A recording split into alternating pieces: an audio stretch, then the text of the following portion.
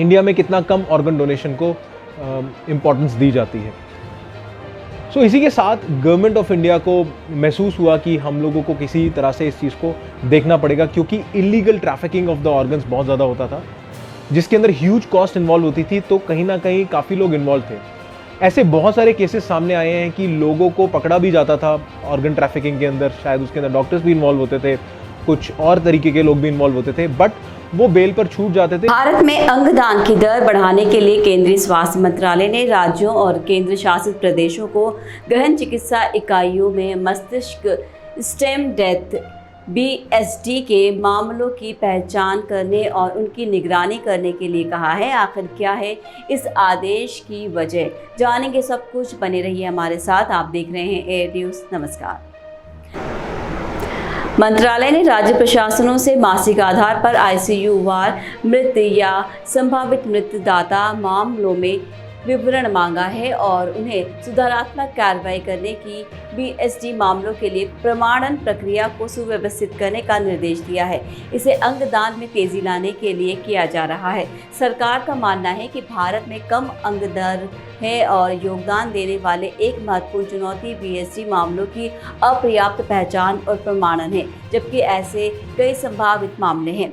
मानव अंग और ऊतक प्रत्यारोपण अधिनियम 1994 के प्रावधानों के अनुसार ICU में भर्ती प्रत्येक संभावित मस्तिष्क स्टेम डेथ मामलों की पहचान करना आवश्यक है और इसके अलावा ये पूछताछ करना अनिवार्य कर्तव्य है कि क्या ऐसे संभावित दाता ने अंगदान का वचन दिया था, और यदि नहीं तो परिवार के सदस्यों को हृदय बंद होने से पहले अंगदान करने के लिए अवसर के बारे में अवगत कराना है। राष्ट्रीय अंग ऊतक प्रत्यारोपण संगठन के निदेशक डॉक्टर अनिल कुमार ने कहा कि BSD मामलों के प्रमाणन के बाद प्रत्यारोपण समन्वयक की मदद से ड्यूटी पर मौजूद डॉक्टर को ऐसी पूछताछ करने की आवश्यकता होती है। अधिकारी ने कहा, राज्य के एक अधिकारियों को एकत्रित की गई जानकारी का विश्लेषण करने और सभी संभावित दाताओं से अंगदान को अधिकतम करने के उद्देश्य से सुधारात्मक कार्रवाई करने को भी सलाह दी गई है।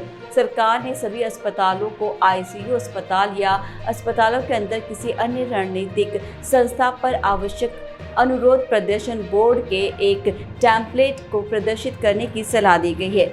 हालांकि निरंतर प्रयासों के बावजूद भारत की अंगदान दर सालाना प्रति 10 लाख आबादी पर एक दाता से कम है। एक अंगदाता हृदय, 2 फेफड़े, अग्नाशय, 2 गुर्दे और आंत को दान करके 8 लोगों की जान बचा सकता है।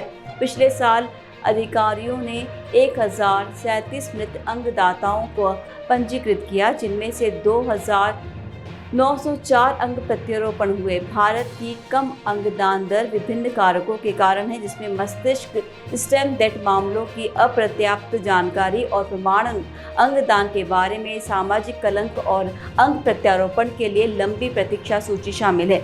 बाकी सरकार ने अंगदान को बढ़ावा देने के लिए कई पहल की है, जिनमें राष्ट्रीय अंग प्रत्यारोपण कार्यक्रम, national multi organ Activision and transplantation network की स्थापना और संभावित दानियों को प्रोत्साहित करने के लिए अंगदान इन जैसे कार्यों को शामिल किया है। हालांकि इन प्रयासों के बावजूद भारत की अंगदान दर अभी भी अपेक्षाकृत कम है। आपको बता दें कि भारत की कम अंगदान दर एक चिंताजनक मुद्दा है, जो कई लोगों को जान बचाने के लिए आंखों की सख्त ज़रूरत को पूरा करने में बाधा डालता है। सरकार ने अंगदान को बढ़ावा देने के लिए कुछ कदम उठाए हैं, लेकिन इन प्रयासों को तेज़ करने की ज़रूरत है। मस्तिष्क स्टेम डेथ मामलों की पहचान और प्रमाणन में सुधार करना और अंगदान बढ़ाने के लिए एक महत्वपूर्ण कदम है। इसके अतिरिक्त अंगदान के बारे में सामाजिक कलंक को दूर करना और अंग प्रत्यारोपण के लिए प्रतीक्षा सूची को कम करना आवश्यक है। सरकार को अंगदान के महत्व के बारे में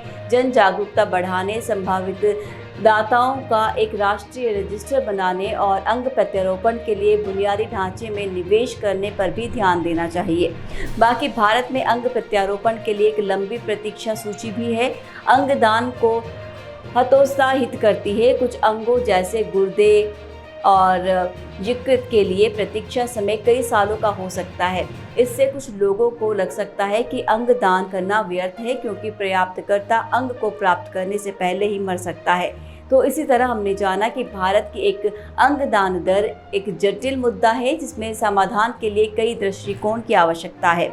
सरकार को अंगदान के महत्व के बारे में जागरूकता बढ़ाने, मस्तिष्क स्टेम डेथ मामलों की पहचान और प्रमाणन में सुधार करने और अंग प्रत्यारोपण के लिए प्रतीक्षा सूची को कम करने की अपने प्रयासों को जारी रखना चाहिए। इसके अतिरिक्त व्यक्तियों और समुदायों को अंगदान के बारे में मिथकों और गलतफहमियों को दूर करने और अंगदान को एक जीवन रक्षक उपहार के रूप में देखने के लिए काम करना चाहिए। साथ ही हमें अंगदान का संकल्प लेना चाहिए, जिसके लिए अपने नज़दीकी सरकारी अस्पताल में जाके अपना पंजीकरण करवाना चाहिए। हमारा अंगदान कुछ लोगों को जीवन को और खुशहाल बना सकता है, उनके जीवन को बचा सकता है। तो ये थी हमारी खास पेशकश। दीजिए विदा, नमस्कार।